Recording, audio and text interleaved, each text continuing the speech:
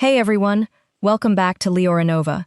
In this video, I'll walk you through how to turn off or disable Windows Defender on Windows 11.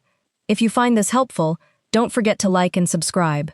Windows Defender is there to protect your computer, but there may be times you want to disable it. So let's get started.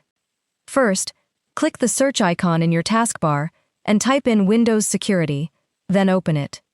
Once you're in, click the three-line menu icon in the top left corner to expand the sidebar, and select Virus and Threat Protection.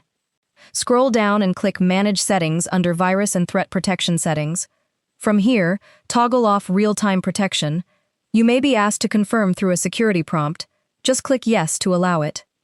Next, scroll back down and toggle off Cloud-Delivered Protection, as well as Automatic Sample Submission.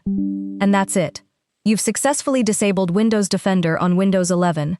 If this tutorial helped you out, be sure to like and subscribe to Leoranova, and I'll see you in the next video.